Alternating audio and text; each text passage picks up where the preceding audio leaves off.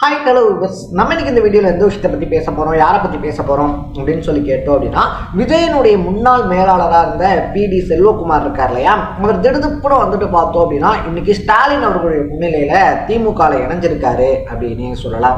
So ஒரு காலகட்டத்தில் வந்துட்டு பார்த்தோம் அப்படின்னா விஜயனுடைய நிழல் அப்படின்னு சொல்லிட்டு வர்ணிக்கப்பட்டவர் தான் இந்த பிடி செல்வகுமார் அப்படின்னு சொல்லலாம். ஸோ அப்படி இருந்த ஒருத்தர் வந்துட்டு பார்த்தோம்னா கடந்த ஒரு சில வருஷங்களாகவே வந்துட்டு என்னால் தான் வந்துட்டு விஜயனுடைய வளர்ச்சி அப்படின்றது இருக்கு இல்லையா, அது வந்துட்டு இருந்துச்சு. விஜய் வந்துட்டு நட்சத்திரம் தான், நான் இல்லை அப்படின்லாம் சொல்லலை, ஆனால் அவர் நட்சத்திரமா உருவாகிறதுக்கு ரொம்ப முக்கியமான காரணங்கள்லாம் நானும் ஒருத்தராக இருந்தேன் அப்படின்ற மாதிரி அவருடைய அதிருப்தியான பேச்சுக்கள் அப்படின்றத தொடர்ந்து பேசிக்கிட்டு இருந்தாரு அப்படின்னு தான் சொல்லணும். ஸோ பிடி செல்வகுமார் அவர்கள் தான் வந்துட்டு பார்த்தோம்னா விஜய் அவர்கள் நடித்து பெரும்பாலும் விமர்சிக்கப்பட்ட திரைப்படம் அப்படின்னு சொல்லி சொன்னோம்னா அது புலி அப்படின்னே சொல்லலாம். ஸோ கிட்ஸ் ஜேர்னரில் வந்துட்டு பார்த்தோம் அப்படின்னா அதுக்கான ஆடியன்ஸ்லாம் இருந்தாலும் கூட என்னப்பா இப்படி ஒரு படம் பண்ணிட்டாரு அப்படின்னு சொல்லிட்டு பெரும்பாலும் விமர்சிக்கப்பட்டிருந்துச்சு. அந்த திரைப்படத்தினுடைய தயாரிப்பாளர் பிடி செல்வகுமார் அப்படின்னு தான் சொல்லணும். ஸோ அப்படிப்பட்ட சுச்சுவேஷன்ல இன்னைக்கு அவர் போயிட்டு திமுகவில் சேர்ந்திருக்கிறது அப்படின்றத பார்த்தோம்னா பெரும்பாலும் விமர்சிக்கப்பட்டுக்கிட்டு இருக்கு அப்படின்னு சொல்லலாம். ஸோ யார் இந்த பிடி செல்வகுமார், அதை தாண்டி வந்துட்டு அவருடைய பின்னணி என்ன, இது வந்துட்டு விஜய் முதுகுல வந்துட்டு பிடி செல்வகுமார் குத்திட்டாரு, பிடி செல்வகுமார் விஜய் நம்ப வச்சு ஏமாத்திட்டாரு அப்படின்ற மாதிரிலாம் சொல்லப்பட்டுக்கிட்டு இருக்கு. ஆனா பிடி செல்வகுமார் விஜய் விட்டு விலகியே வந்துட்டு பார்த்தோம்னா பல வருஷங்கள் ஆயிடுச்சு அப்படின்னு சொல்றாங்க. அதை தாண்டி வந்துட்டு பார்த்தோம் அப்படின்னா அரசியல் இருக்கு இல்லையா, அரசியலில் இதெல்லாம் சர்வசாதாரணம் அப்படின்னு சொல்லப்பட்டுக்கிட்டு இருக்கு. ஸோ பிடி செல்வகுமார் யாரு, அவருடைய பின்னணி என்ன அப்படின்ற மாதிரியான விஷயங்களை தான் நம்ம பேச போகிறோம். அதுக்கு முன்னாடி நம்ம சேனலுக்கு நீங்கள் புதுசாக வந்திருந்தீங்க அப்படின்னா இதே மாதிரி அப்பப்போ அப்டேட்டாக போயிட்டு இருக்க விஷயங்கள், அது கரண்ட் அஃபேர்ஸாக இருந்தாலும் சரி, பாலிடிக்ஸாக இருந்தாலும் சரி, ஸ்போர்ட்ஸாக இருந்தாலும் சரி, அப்பப்போ அப்டேட்டாக போயிட்டு இருக்க விஷயங்களை நீங்கள் தொடர்ந்து தெரிஞ்சுக்கணும் அப்படின்னு ஆசைப்பட்டீங்கன்னா மறக்காம சேனலை ஃபாலோ பண்ணி சப்ஸ்கிரைப் பண்ணிக்கோங்க. ஃபர்ஸ்ட் ஆஃப் ஆல் வந்துட்டு பார்த்தோம் அப்படின்னா பிடி செல்வகுமார் இருக்கார் இல்லையா, அவர் கன்னியாகுமரி மாவட்டத்தை சேர்ந்தவர் அப்படின்னு வந்துட்டு சொல்றாங்க. சோ அப்படி கன்னியாகுமரி மாவட்டத்தை சேர்ந்தவர் வந்துட்டு பார்த்தோம் அப்படின்னா வழக்கறிஞரும் கூட அப்படின்னு சொல்றாங்க. சோ படிச்சு முடிச்சதுக்கு அப்புறமா வந்துட்டு சினிமா மேல இருந்த ஆசையினாலையும் டைரக்டர் ஆகணும் அப்படின்ற கனவோடையினாலையும் வந்துட்டு பார்த்தோம்னா எஸ்ஏசி இருக்கார் இல்லையா, அதாவது நடிகர் விஜயனுடைய அப்பா அப்படின்னு சொல்லலாம். சோ அவர்கிட்ட வந்துட்டு பார்த்தோம் அப்படின்னா அசிஸ்டன்ட் டைரக்டரா ஜாயின் பண்றாங்க.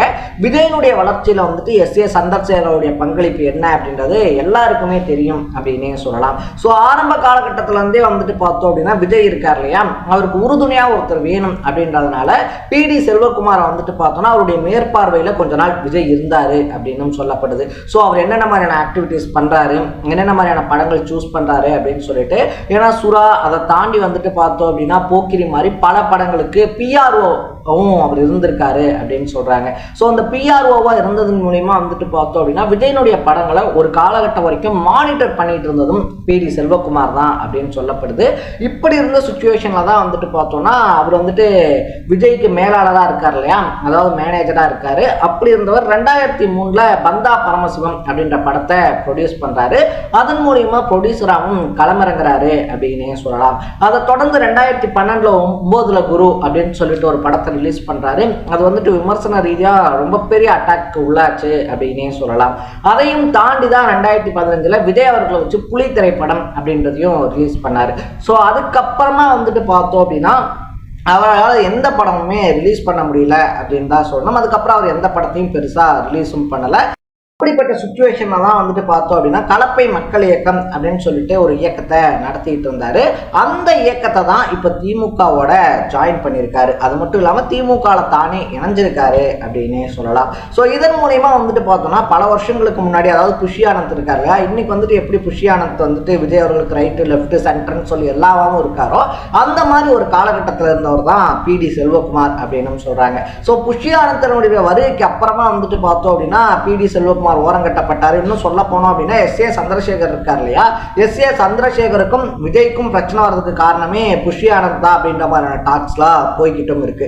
ஸோ அப்படிப்பட்ட ஒரு சுச்சுவேஷன்ல வந்துட்டு பார்த்தோம்னா இன்னைக்கு திமுகல சேர்ந்ததுக்கு அப்புறமா விஜய் நிலா அப்படின்னு சொல்லிட்டு வர்ணிச்சிருக்காரு. ஏன்னா நிலா வந்துட்டு 15 நாள் வரும், 15 நாள் வராம போயிடும், ஆனா சூரியன் இருக்கு இல்லையா அது எப்பயுமே நிரந்தரமா இருக்கும் அப்படின்னு சொன்னதோட இல்லாம விஜய் வந்துட்டு இப்ப புதுசா வரவங்க இருக்காங்க இல்லையா, பழைய ஆட்கள், அதை தாண்டி விஜய்க்காக தியாகம் காலம் பண்ணவங்க அப்படின்னு சொல்லிட்டு யாருமே இப்ப விஜய் கூட கிடையாது. விஜய் கூட இப்ப இருக்கிற எல்லாருமே புதுசா வந்தவங்க தான். புதுசா வந்தவங்களுக்கு தான் வந்துட்டு முக்கியத்துவம் அப்படின்றது கொடுக்கப்பட்டிருக்கு. அவங்களுக்கு தான் பதவிகள் அப்படின்றதும் கொடுக்கப்பட்டிருக்கு. ஸோ இதனுடைய விளைவு என்ன அப்படின்றத கூடிய சீக்கிரம் விஜய் உணர்வாரு அப்படின்னு சொல்லியிருக்காரு. ஸோ இதன் மூலியமா வந்துட்டு பார்த்தோம் அப்படின்னா KS செங்கோட்டையன், நாஞ்சில் சம்பத், அதை தாண்டி வந்துட்டு பார்த்தோம் அப்படின்னா ஒரு சில ஆக்ட்ரஸும் சீரியல் ஆக்ட்ரஸும் வந்துட்டு பார்த்தோம்னா கட்சியில இணைஞ்சிருக்காங்க.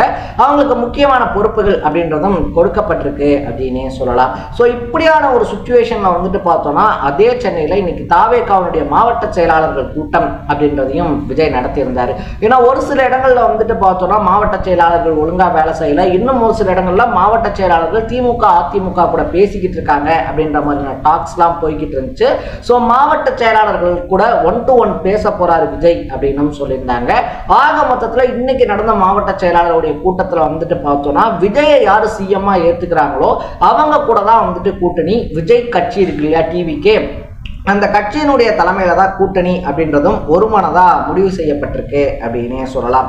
ஸோ ஒரு பக்கத்துல முழுக்க டிவிகேவை பலப்படுத்தணும் அப்படின்னு சொல்லிட்டு மாவட்ட செயலாளர்கள் கூட்டம் நடந்துகிட்டு இருக்கும்போது இன்னொரு பக்கத்துல விஜய் அவர்களுடைய முன்னாள் மேலாளரான PT செல்வகுமார் திமுக இணைஞ்சிருக்காரு அப்படின்னே சொல்லலாம்.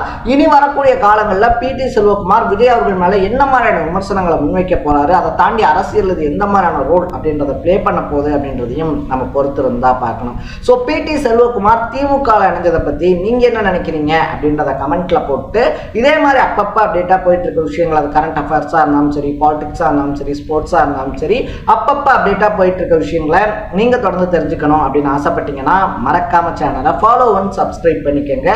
நாளைக்கு இதே மாதிரி இன்னொரு இன்ட்ரெஸ்டிங்கான வீடியோட சந்திக்கலாம். Bye by.